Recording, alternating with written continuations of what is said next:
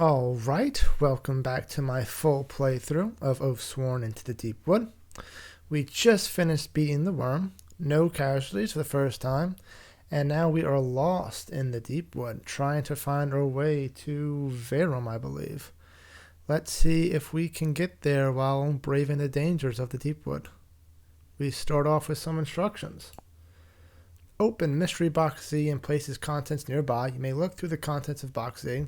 Place chapter for a time track at the bottom of the play area. Location time tokens that were in your free company bag or refugee tokens in this chapter. Take a tracker token depicting the same values as the amount of rations you have recorded on your free company sheet. This will represent your rations during the chapter. Change the tracker token as you gain or lose rations. Read the Deepwood journal rules from Mystery Box Z. Place the first 5 tiles as shown in the image below and place the free company marker on the central tile. Important, if you are using the storybook, always keep your position in it marked and never close the storybook when reading from the journal. You are alive, lost but alive. Between fleeing the fall of Bastone and the Wurm attack, you get turned around. Thankfully, you have your lifeline, your compass. Wurm is southeast of Bastone, but without the guidance of the wire road, you could be off by leagues and never know you have passed it by. You have to find it. The wire roads were laid down hundreds of years ago during the First Crusades to reunite mankind and reclaim their homeland from the Deepwood. Inevitably, they were pressed back into their cities, and now the wires are all that remain standing from those bloody campaigns. Built on the old roads, you know they run as straight as the Deepwood would allow. As you deliberate, Grey Cane rummages in his satchel to reveal a stack of papers he saved from the collapse of Bastone. Many seem to be poems and stories, but several are maps. "I thought these would come in handy," he says. "Take a look at this. I have no idea where we are on it, but if we can find out, we might be able to find our way back to the wire." Instructions. Open the journal to page 4243. Keep that page of the journal open as a reference. You will be sent back to the map automatically if you ever need to leave the page. You are alive, Oh, shut up. lost.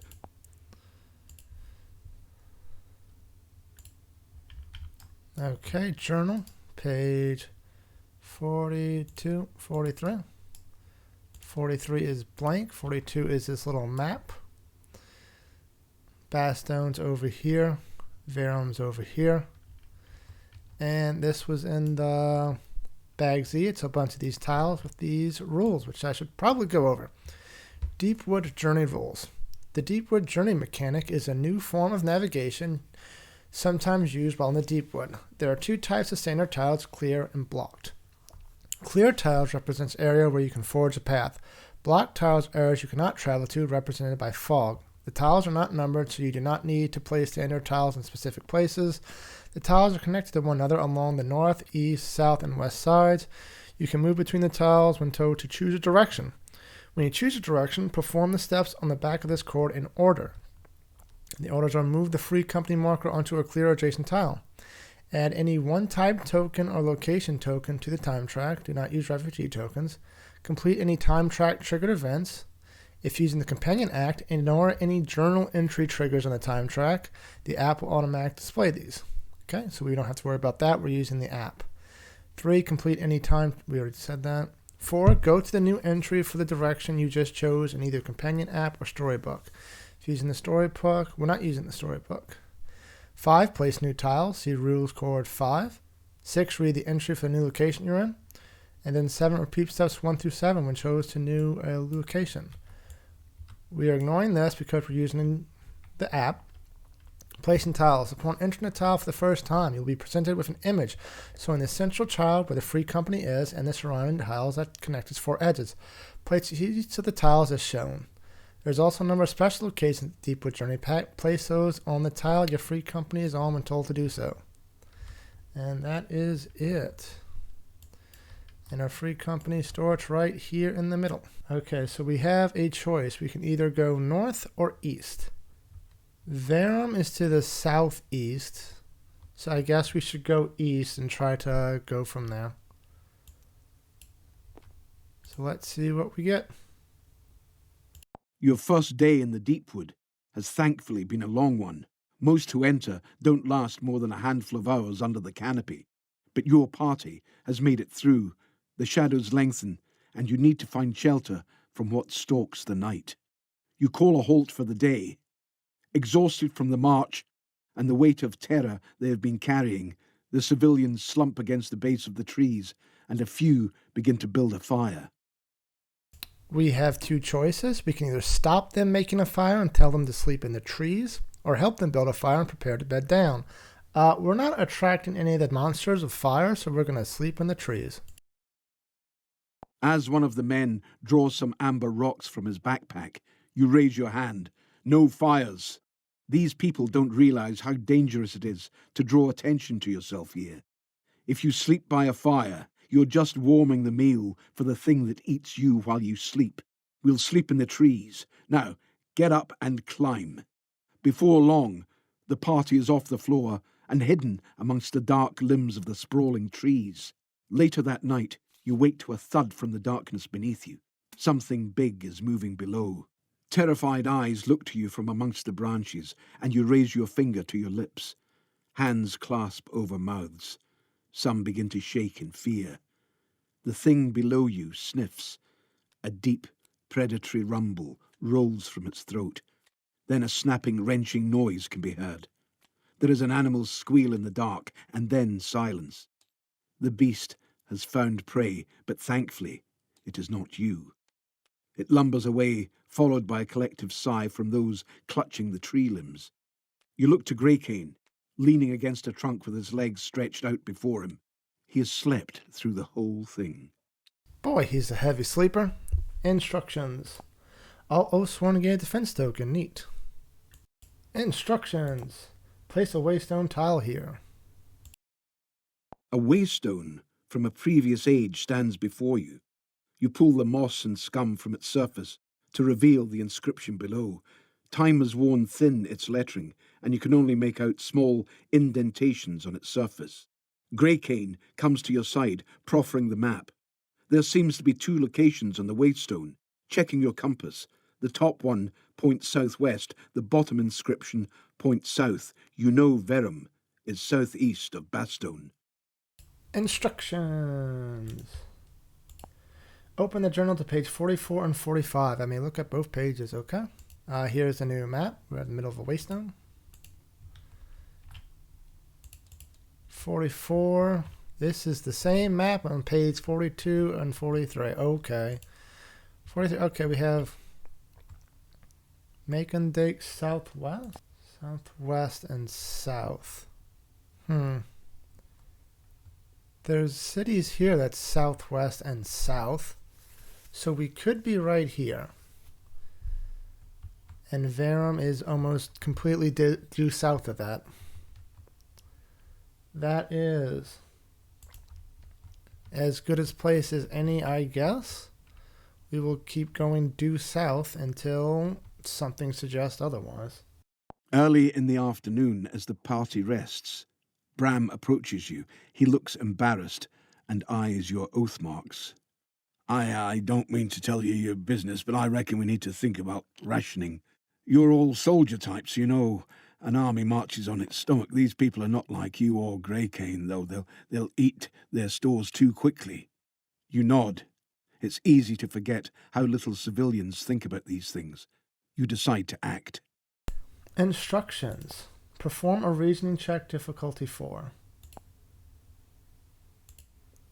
Okay. Let's try to keep these people alive a little longer.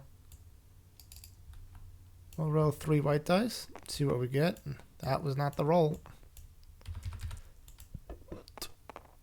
Oh, and we succeed and keep these people from killing themselves by going through all their food. The group listens to your experience and agrees to hand over control of the rationing to you. Instructions. Each Oathsworn gains a battle flow token. Okay. Alright, we have 2 choices. One if Lysine is with us, one if Lysine is not. She is with us. Let's see what she has to say. You find your attention drawn to Lysine. She is struggling with the journey. Her wounds from the burning back in Bastone and whatever she did at the wall have obviously taken their toll. As if aware of your thoughts, She straightens her posture and walks up the column towards you. I need to explain myself, she says, slightly embarrassed. It's the least you deserve after what you did for me. My life is in your hands already. This cannot make things worse. People sharing ghost stories would call me a blood witch.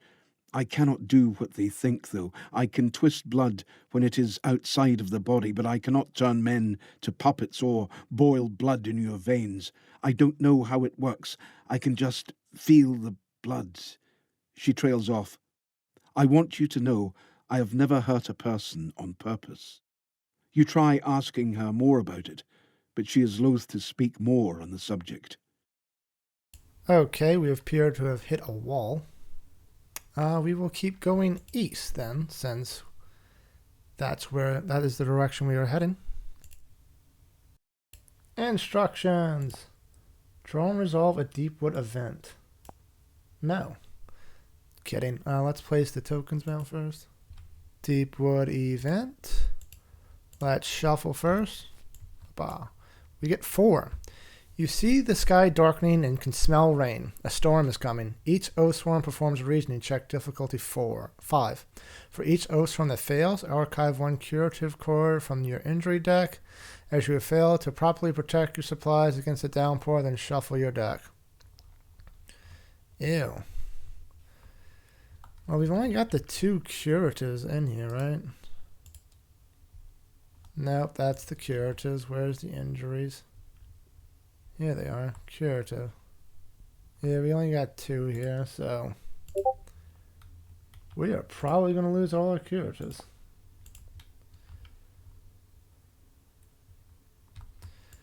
If we get 2 blanks, it's a fail, so whatever.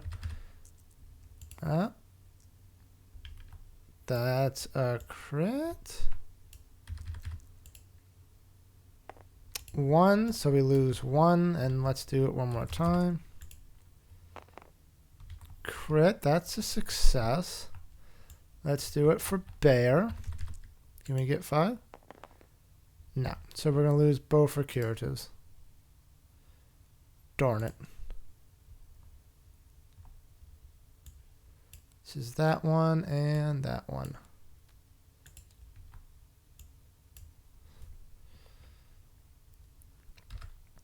Okay, so we archive this, and do we archive this? Normally it says when you archive this event, so I guess we're just going to put it right back in. And we have a choice to make. We will continue going south because I believe that's the best place to venom. That does not look good. Instructions. Place the Bloodsworn. Okay, I did that. Crimson bloodthorns poke, spear-like from the ground on all sides, like waving stilettos. They probe the air, waiting for a touch of warmth. You have been trained and have encountered them before, but not with so many in tow. There may be a price to pay. Those brave or foolish enough to get close know the long, slim thorns are not solid, but rather hollowed spikes, perfect for bloodletting. Their reeds form a maze, and perhaps there is a way through. Okay, so we have 2 choices. We can press into the maze of bloodthorns or choose a different direction to go. We'd be either going north or east. I want to push south, but we're going to be safe. We're going to go east to help protect some of the refugees. You have put it off as long as you can. You need to eat. Oh, poppycock, we don't need to eat. Instructions. The free company and each refugee token needs to consume 1 ration, 1 for the whole free company. You may choose who to feed. The free company does not eat. Each Oathsworn loses 1 hit point. Each refugee token that does not eat is lost. Ew.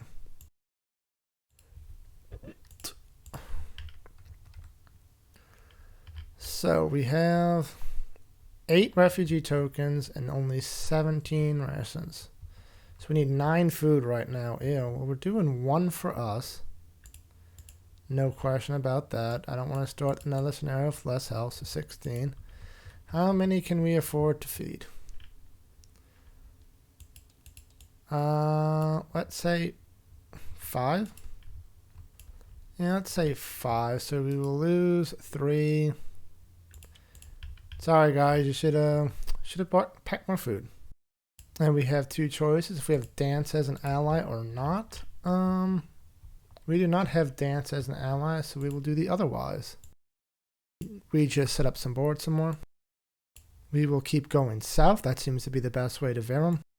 Or not. Well, we have at least successfully evaded those blood thorns, so let's go west and keep going south a bit. Okay, we're just exploring here. And we will continue to go south. You press deeper and deeper into the Deepwood. The refugees form a broken line behind you, trying to step where you do. You have to warn them not to touch anything here. They are tired now, though. Exhaustion is setting in, and mistakes are being made. The Deepwood reacts to incursions into its domain, and even more so to concentrated groups. You wonder if it was a good idea to bring these refugees with you. Free companies for hundreds of years have known to travel the woods in small squads to minimize its reaction to their presence. This may... Someone retches loudly from back down in the line. Turning, you see a man doubled over on his knees. "He fell," a woman shouts, "and it squirted that stuff at him."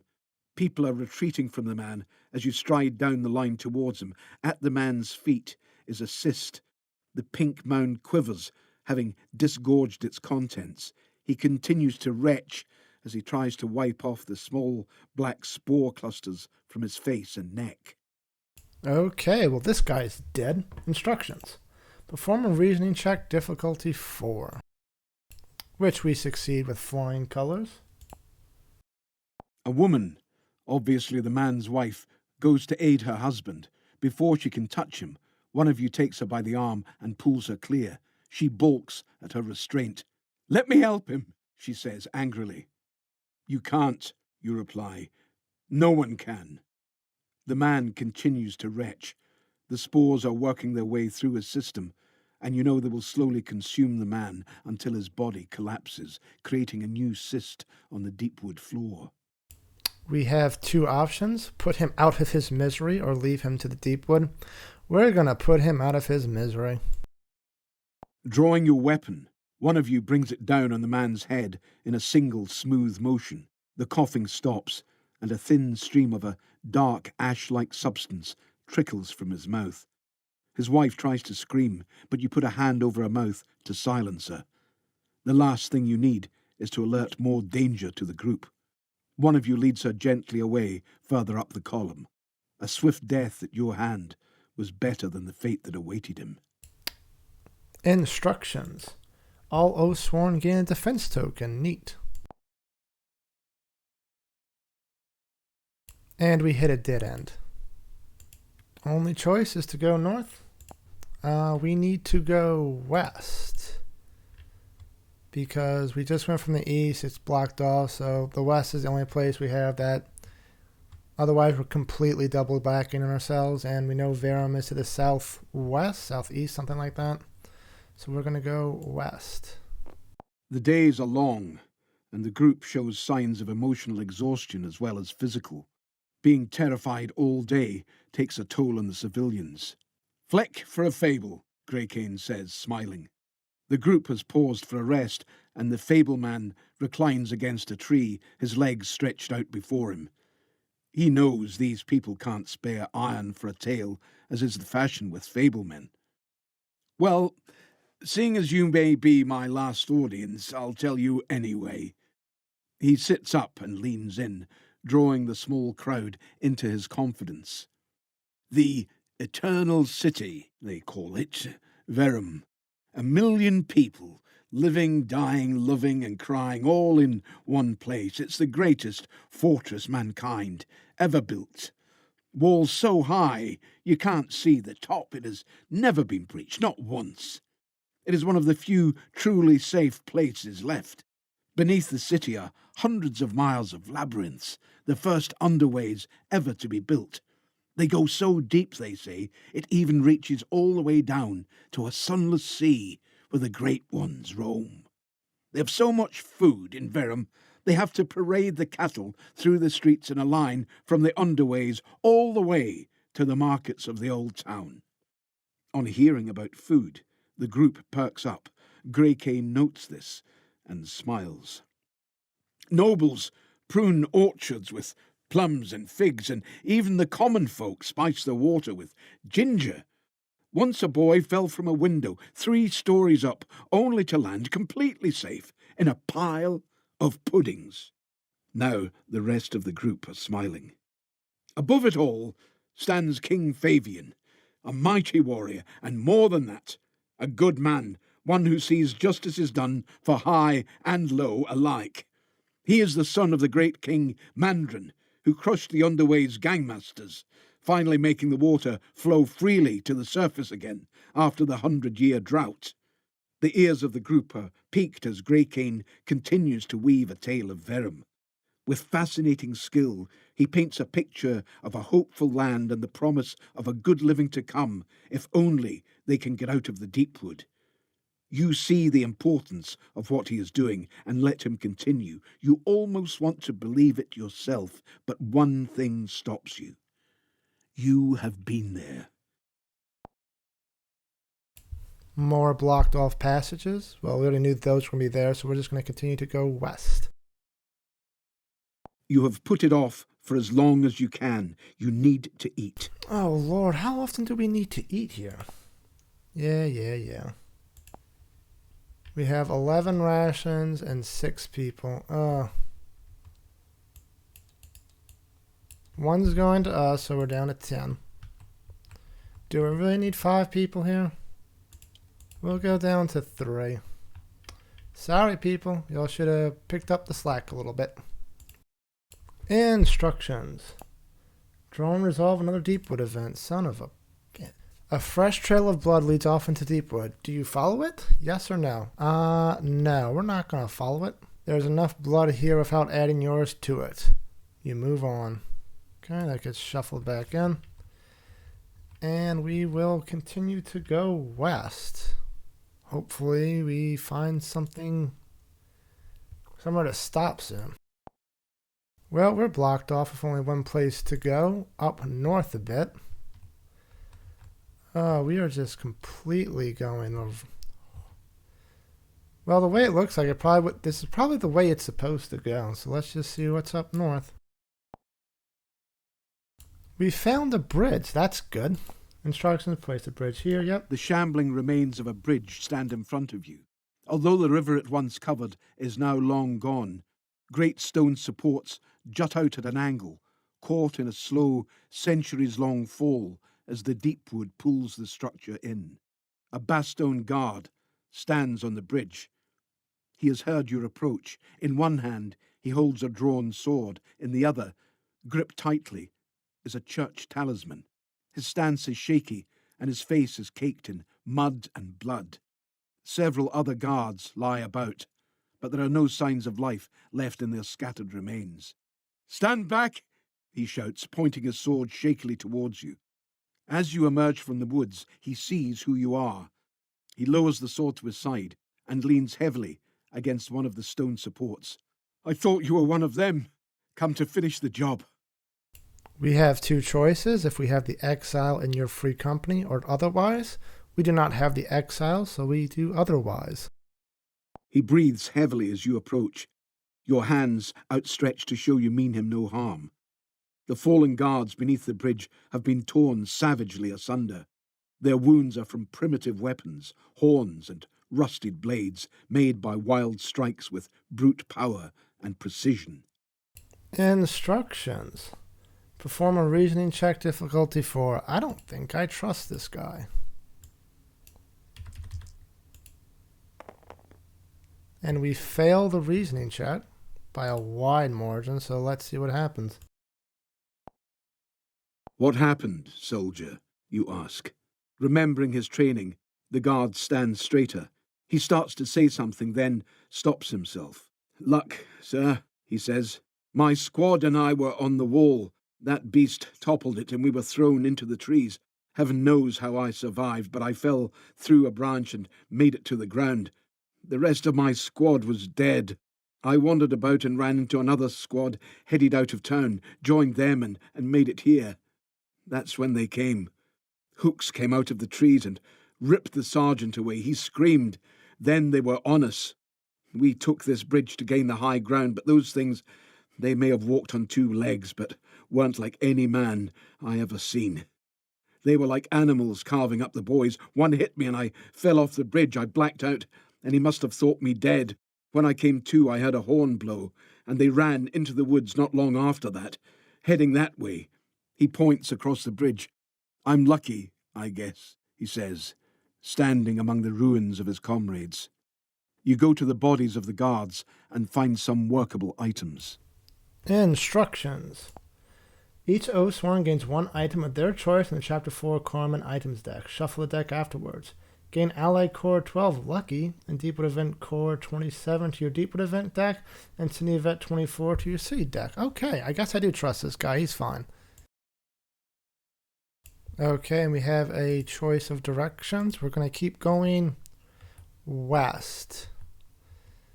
Okay, hopefully we can get to the city some kind of way. We are taking the long way around, no doubt about that. You have been hearing noises all day, and the air around you has grown thick and cloying. The trees are dense here, making it feel as if the Deepwood itself is trying to press in on you. Something is wrong. Bringing this many people into the Deepwood is always dangerous. I mean, we already starved off like half of our group, so how much lower can we go? Anyway, instructions. Perform a basic check, difficulty equal to the number of refugee tokens you have, which is 3. We are down to 3, so we have a decent shot of actually doing this. And we barely succeed. You pass along unnoticed by the Deepwood. Instructions. All Oathsworn gain a +2 Animus token. Neat.